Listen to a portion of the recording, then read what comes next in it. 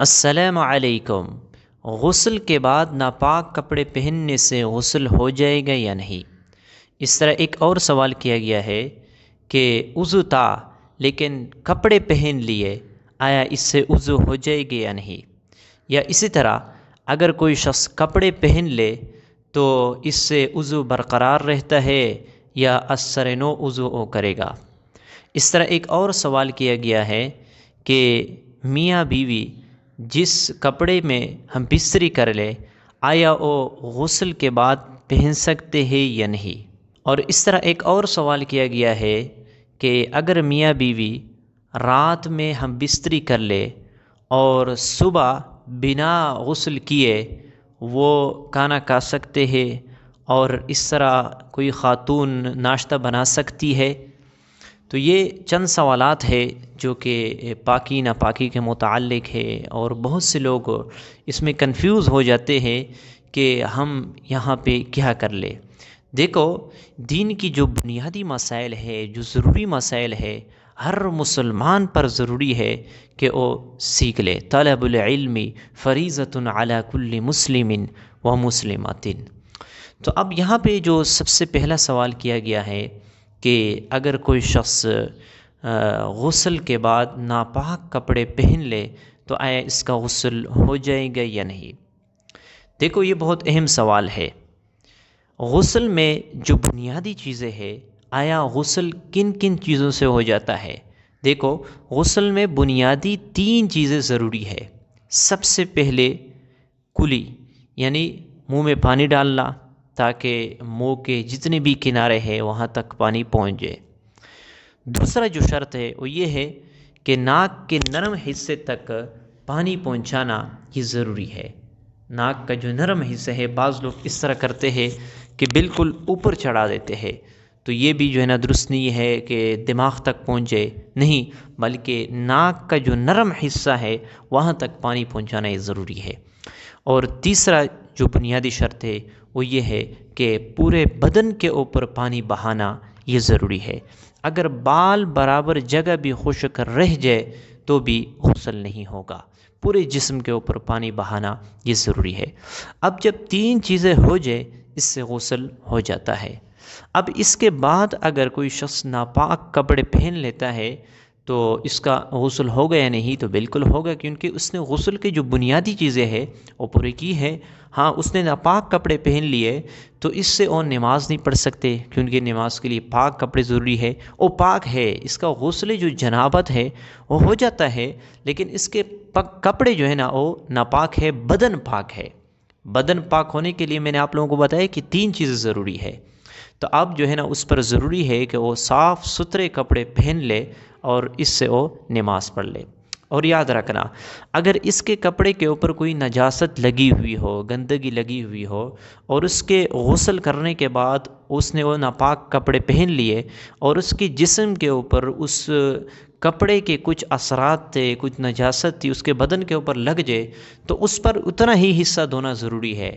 اگر ٹانگ کے اوپر کوئی نجاست لگی ہے اس کپڑے کے ذریعے سے تو ٹانگ کا وہ حصہ اس کو پاک کرنا یہ ضروری ہے، دوبارہ غسل کرنا یہ ضروری نہیں ہے۔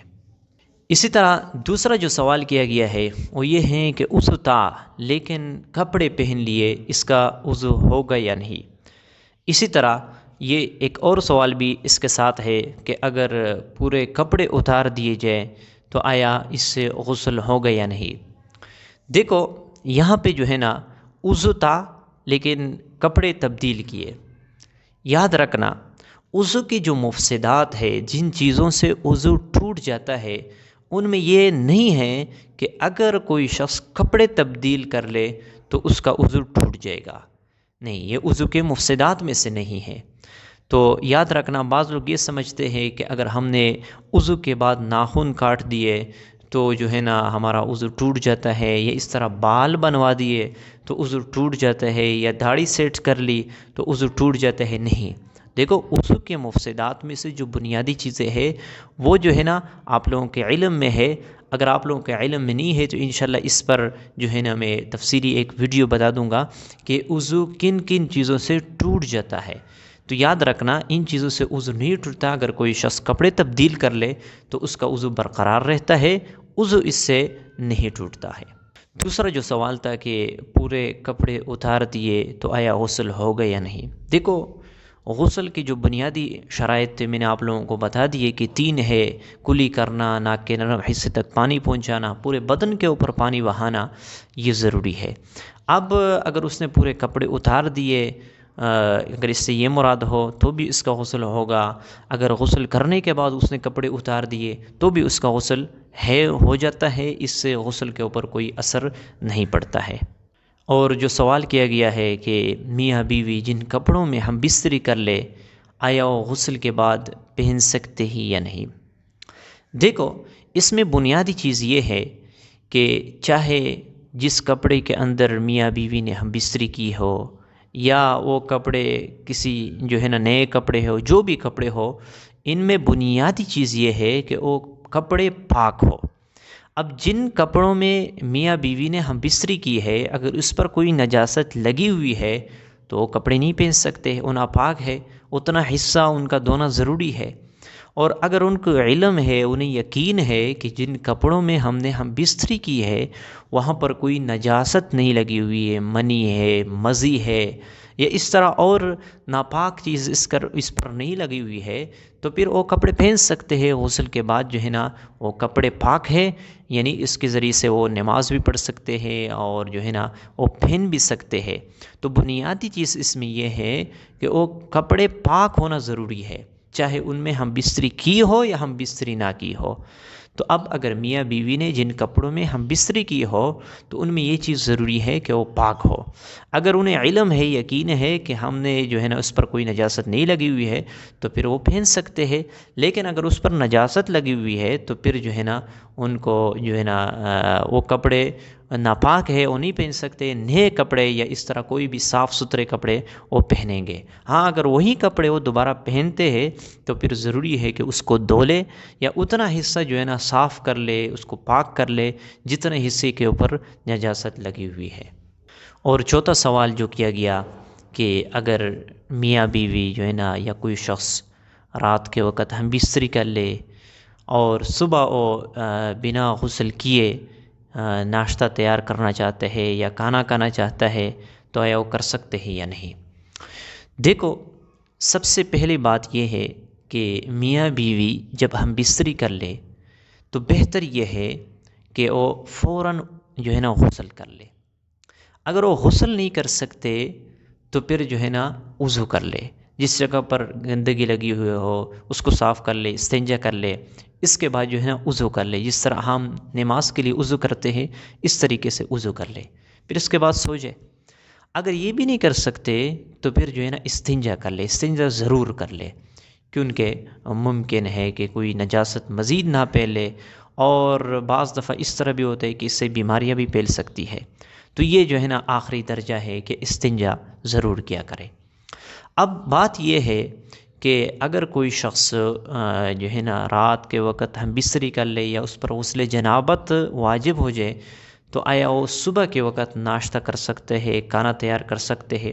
دیکھو، اس میں جو بنیادی چیز ہے وہ یہ ہے کہ صبح کی نماز ہی ضروری ہے، یعنی صبح کی نماز کے لیے اس پر ضروری ہے کہ وہ غسل کر لے اور جو ہے نا نماز پڑھ لے۔ اگر وہ اس طرح کرتے ہیں کہ قصداً وہ نماز کو قضا کرتے ہیں تو یاد رکھنا یہ گناہ کبیرہ ہے۔ درست نہیں ہے کہ بندہ رات کے وقت جنابت کے حالت میں ہوتا ہے اور پھر جو ہے نا پانی کا بھی انتظام ہو، گرم پانی بھی ہو، ٹھیک ہے نا، اور اس کے باوجود بھی جو ہے نا وہ نماز کو قضا کر دے، تو یہ درست نہیں ہے۔ اب سوال یہ ہے کہ اگر کوئی شخص جو ہے نا جنابت کے حالت میں کھانا کھانا چاہتا ہے یا ناشتہ تیار کرنا چاہتا ہے، یا کوئی خاتون ہو کھانا تیار کرنا چاہتی ہے، تو یاد رکھنا وہ تیار کر سکتی ہے، کھانا بھی کھا سکتی ہے، جائز بھی ہے، لیکن بہتر یہ ہے کہ وہ غسل کر لے۔ لیکن اگر کوئی شخص جو ہے نا جنابت کے حالت میں کھانا کھانا چاہتا ہے یا کوئی خاتون کھانا تیار کر لے تو اس کا ہاتھ کا بنا ہوا کھانا بھی درست ہے، کھا سکتے ہیں، تیار بھی کر سکتی ہے، لیکن بہتر اور افضل یہ ہے کہ وہ غسل جنابت ضرور کیا کر لے۔ بعض لوگ یہ سمجھتے ہیں کہ نہیں، جو خاتون جنابت کی حالت میں ہوتی ہے ان کا ہاتھ کا بنا ہوا کھانا یہ حرام ہے۔ درست نہیں ہے، کوئی شخص جنابت کی حالت میں کھانا نہیں کھا سکتے، تو اس طرح بات بھی نہیں ہے، کھا سکتے ہیں۔ لیکن بہتر یہ ہے کہ بندہ غسل جنابت کر لے اور اس کے بعد جو ہے نا کھانا جو ہے نا تیار کر لے، کھانا کھائے۔ تو امید کرتا ہوں آپ لوگوں کو یہ چند مسائل آپ لوگوں کے سمجھ میں آ چکے ہوں گے۔ ملتے ہیں انشاءاللہ نیکسٹ ویڈیو میں، تب تک کے لیے اجازت چاہتا ہوں۔ السلام علیکم۔